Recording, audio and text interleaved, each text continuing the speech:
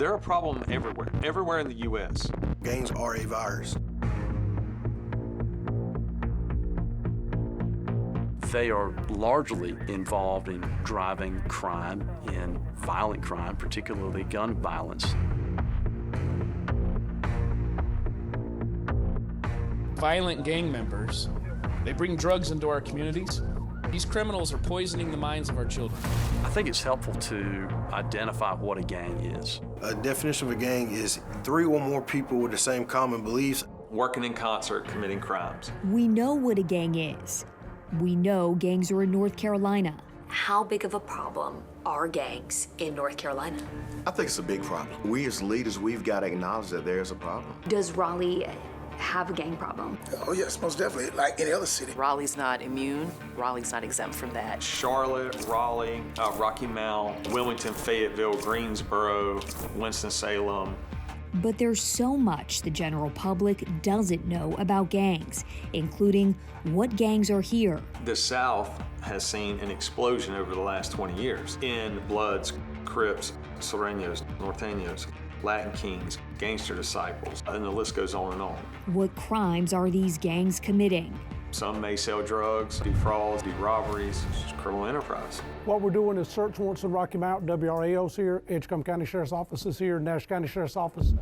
Be the 4,000 on the left. We just got done with the briefing. I'm going to ride along with Sheriff Stone as they go and serve these search warrants. We're after the bad actors, the distributors, the gang members that are carrying guns, and the ones that's causing chaos in these communities.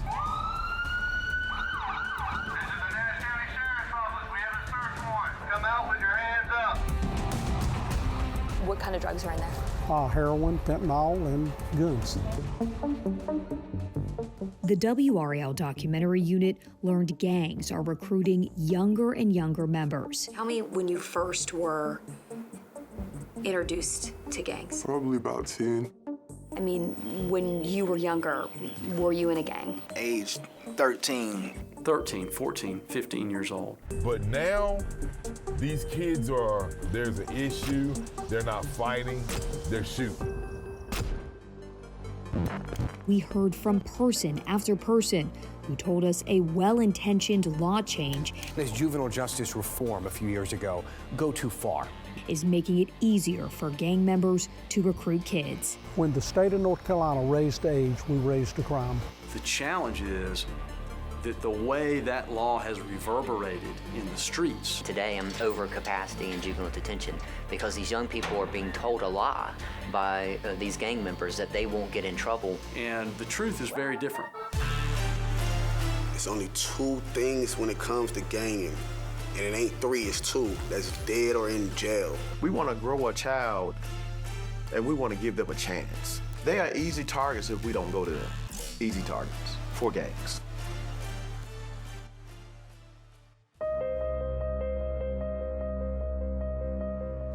Let's start with the backstory on really how we met Andrew.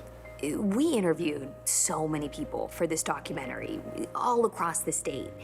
And each story you'll see really helps you understand the issue with gangs and young people and the impact on the community. But the story that really sticks out, because we just never expected to get it, was Andrew's. We were in Nash County to get interviews after spending the entire previous day with deputies as they served search warrants. Nash County Sheriff's Office, we have a search warrant. Anyone inside the residence? Anyone inside the residence, you need to come outside now. One of the interviews we were getting was with Michael Cannon. My name is Officer Cannon, Sergeant Cannon with the Nash County Detention Center here in Nashville. He's in charge of classifying gang members in Nash County and then figuring out where they're housed in the jail. A lot of times gangs are separated in jail and prison because it stops fights, and we're told it's really to protect the jail employees. He said there are 10 criteria that will validate someone as a gang member, and the person has to meet 3 out of the 10. So if they don't come out and tell me, there's several indicators we can look for. The biggest ones are tattoos. Tattoos are a story. It tells it all. It's hidden in artwork, so you have to really study their tattoos. Dress code, wearing a certain type of colors. Are you hanging stuff off the certain side? Handwriting's a big one. You know, Are they capitalizing their C's but crossing out their B's, or vice versa, crossing out C's? Or they just won't write with C's at all. You know, that could be a sign that you might be a Crip. Or vice versa, you might be a Blood. We learned a lot talking with him, and then the interview was over and we were chatting. Yeah, I just got off night shift, so I'm gonna go. I asked him, do you have anyone we might be able to interview? Someone who used to be involved in the gang life. You know, we were told so many times that once you're in a gang, you're never really out, but some people are just less involved than others. He said, hold on, I have someone in mind. He leaves the office. We thought he was gonna maybe text someone or call someone in the community who we might be able to interview. We're just sitting there waiting. Next thing we know, Sergeant Cannon is back. He's with a young man in an orange jumpsuit, in shackles. This man is in jail, he's in a gang, and he's willing to tell his story. We agreed not to show his face or use his real name. And when I asked him what he was in for, he said, murder.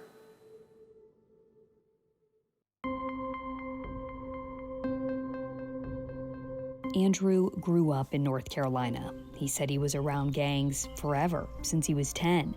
They were just so common, just a part of everyday life, but he didn't join one until later. That's the crazy part. I grew up going to a Baptist church, play baseball. I was a good kid. Really, the gangs and everything never really influenced me the way I thought they would until later on. In my teens, that's when everything started taking a left. I was stealing cars, I was selling drugs. I just kind of got caught in it. He ended up being sent to a juvenile detention center in Butner, North Carolina. I was at Polk Youth Center. It's a youth prison. It's 17 to 21, and pretty much fight every day. People who were 20 doing life, it was wild. They got nothing to lose in there. That's why it's so violent. That's when people are forced into gangs.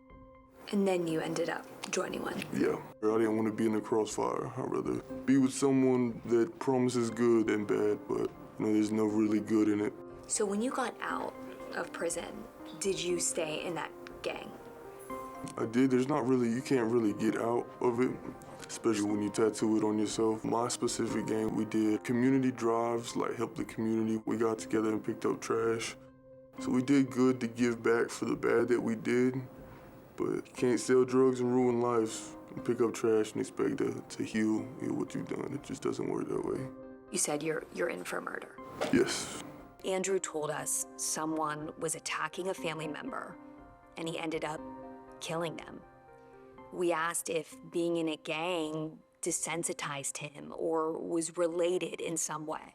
It's prison that does that to you. I've seen people get held down on their bed and stabbed. I've seen people go to the shower and get stabbed. I've seen people about to go home die. It really changes your perspective and the way you act when you have to fear for your life every day. And now he's back in jail, in the place where he first joined a gang.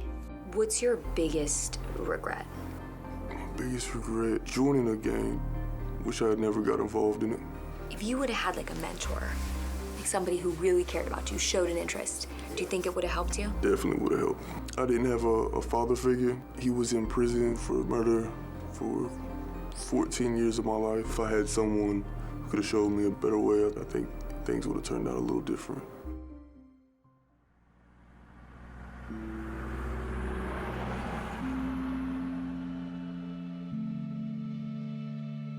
We spent a lot of time talking about mentoring when we were in Edgecombe County. That's where we interviewed Sheriff Clee Atkinson. A lot of the gravitation to the gang life, they want to feel love. His big thing is trying to reach kids before they go down the wrong path, but really, even when they do, he doesn't give up on them. And the proof of that is when I asked him if he knew anyone involved in the gang life that I might be able to interview.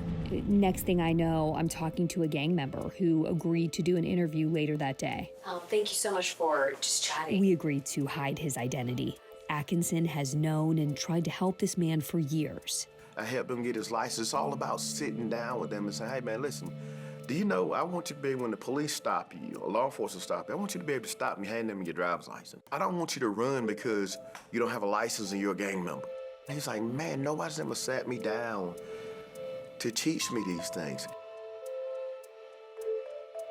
When Sheriff Atkinson called you and said, hey, there's this reporter who wants to talk to you, you automatically said yes. Yeah. Why? Because I trust him. He never let me down about nothing. Sean joined a gang as a teenager. I'm not gonna use it as a crutch, like not having my father around, because my dad did prison time my whole juvenile life growing up. And my relatives that I was around, half of them was drug addicts.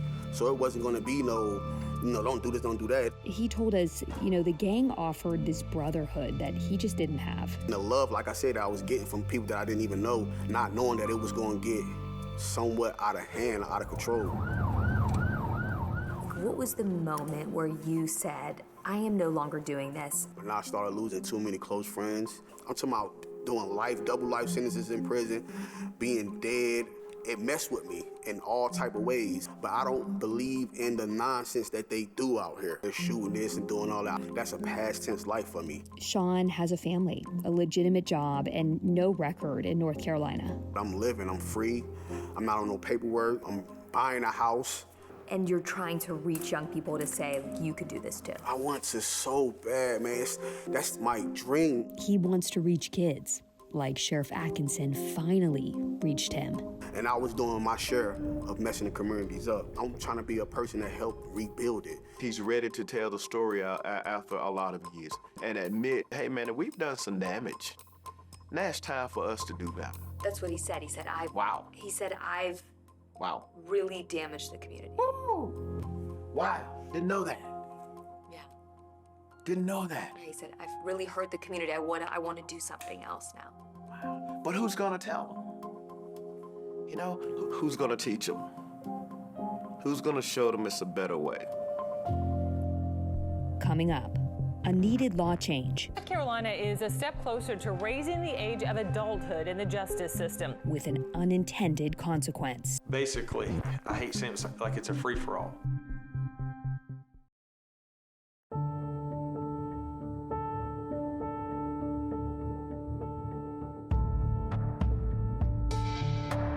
Hey, it's here, it's real, and we don't hide it. Come outside now.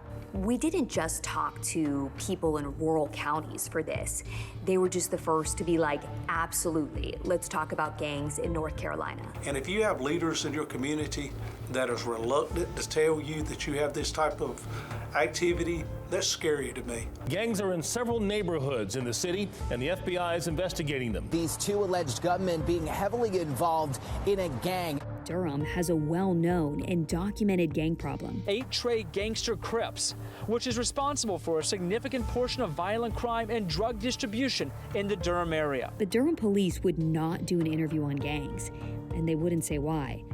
It's surprising because we did an entire WRAL documentary on their challenges in dealing with gun violence called Durham Under Fire, but again, they said no. This was not the case with Raleigh Police. My name is Estella Patterson, and my title is Chief of Police for the Raleigh Police Department. Her take, though, was different than many of the other people we interviewed.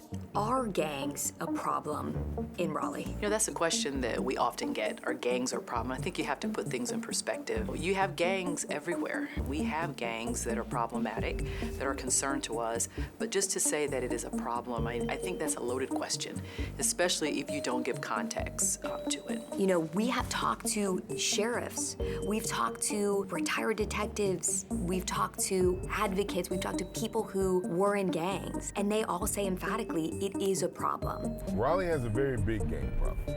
Oh yes, most definitely. They're a growing problem for sure. But you're not saying that. What I'm saying is when you base it on other cities, even peer cities our size, I don't believe that our gang problem or our gang issues are as great as those other cities. We wanted to know the metric for how they were measuring this, so I asked Lieutenant Brian Bracey, who investigates gangs, about numbers specific to Raleigh. How many gangs are there in Raleigh? So we do, track our gang members as far as reporting and things like that, keeping up with the crimes that they commit, but I don't have the numbers for the exact number of gangs that we have. But you have those numbers, right?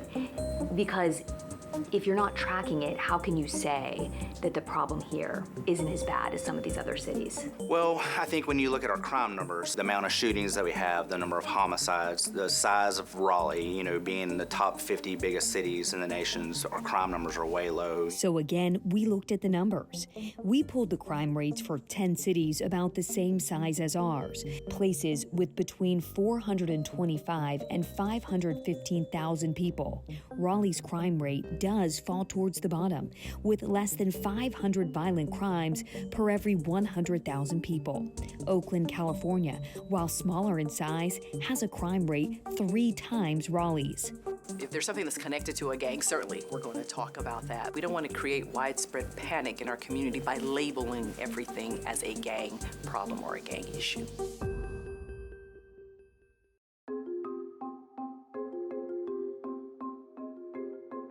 Beginning next week, the state will raise the legal age to be charged as an adult from 16 to 18. The one subject many of the people we interviewed were on the same page about: raise the age.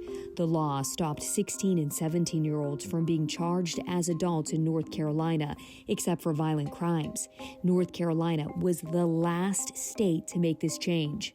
We know that when North Carolina raised the age, legislation passed in 2019, that was a wonderful thing, because we understand fully that juveniles, their brains aren't fully developed. And that's why we passed the law, because we understand that these young people are different than adults. The issue is not with the law itself, but how law enforcement officials say gangs are using it. With raise the age, our juveniles are becoming more emboldened to commit crimes. The challenge is that the way that law has reverberated in the streets is to make young people believe and to allow gang leaders to tell them that they won't be held accountable. So they recruit the young to do it. Basically, I hate saying it's like it's a free-for-all. And so what you see are juveniles just running and gunning. They're carrying guns, they're doing carjackings, they're doing shootings, very reckless because the frontal lobe isn't fully developed. Some of these 16, 17, 18-year-olds will kill you as quick as anything else. In 2019, juveniles committed 978 violent crimes.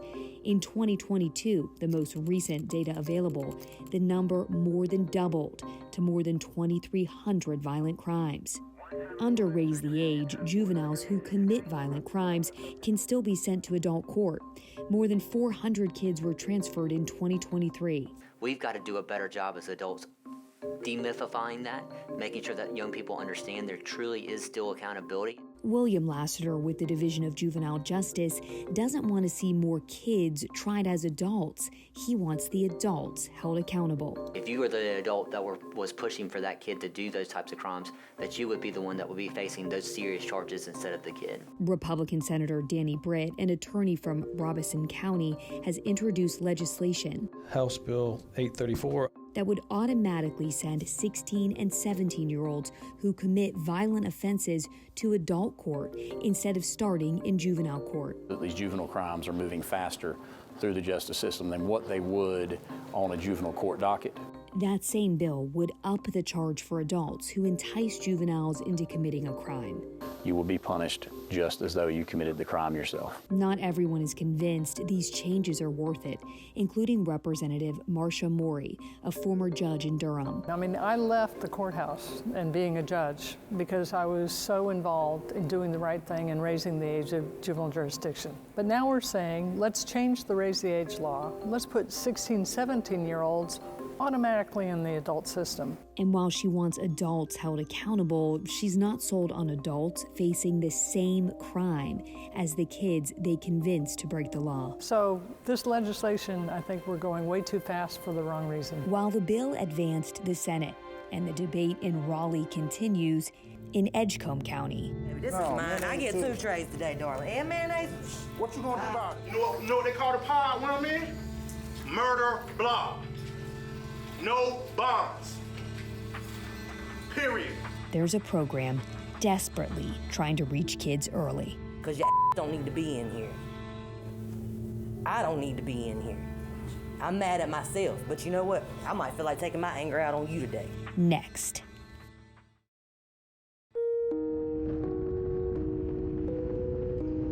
Let's end this in Edgecombe County, where 12 kids are getting a look at their possible future.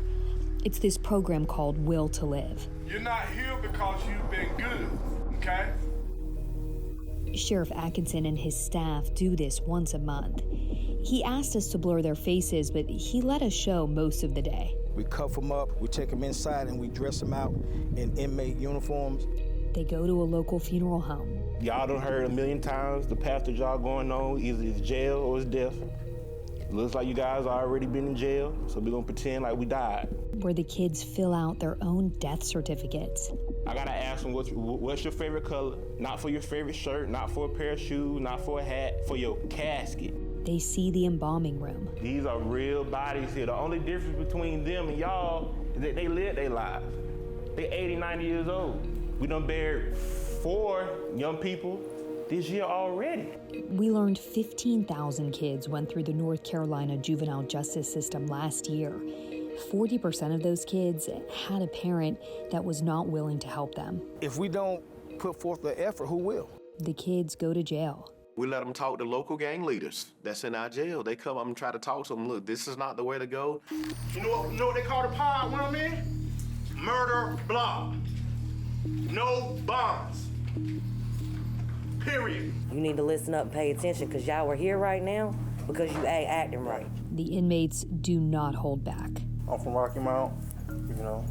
I was just like y'all, used to having my way. Couldn't tell me nothing. Spoiled. I'm kind of ashamed to look y'all in y'all faces, because I'm around some of my peers, my DARE teacher. I'm accused of narcotics, trafficking. But the route y'all going, you'll be back here. You don't want that. They yell at the kids when they're disrespectful. You heard the man stand up. You don't show respect to these officers in here, they ain't gonna do a thing for you, son. I promise you that. You gonna be one that's come back in here. I see you one of them hard-headed ones, huh? That anger problem you got, you think you the only one.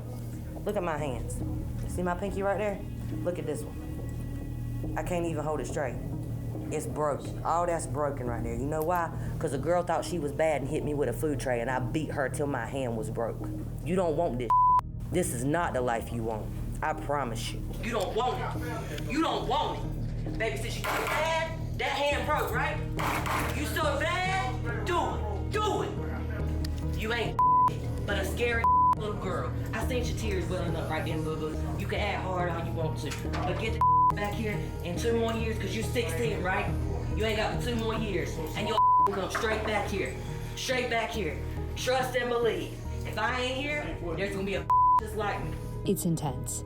But for some of these kids, time is really running out. Those kids that we were able to get involved with within the first year of their involvement with gangs, we got 70% of them out of the gangs. And of the kids involved in gangs for 2 or 3 years, only 10 to 15% got out. Based on their choices and their actions, this is actually where it can land. The program's name, Will to Live, came out of a conversation that Sheriff Atkinson had a few years ago. Local gang members out of the city of Rocky Mount, they said, we need a will to live. Because right now, we don't see it. The gang member who came up with the name was Sean, the man Atkinson finally reached. But I called them. I said, can I use the name? And they said, yes. Now they're hoping for these kids, the will to live is found much sooner. If you feel like you're a big guy and you want to be out here gang banging on these streets, you're gonna end up dead or in jail. So you guys are just gonna write down all the problems that you have, anything that's holding you back. We're gonna write them down on that sticky note, and we're gonna ball them up, and we're gonna throw them in the casket, and we're gonna bury them. So you can go ahead and go first.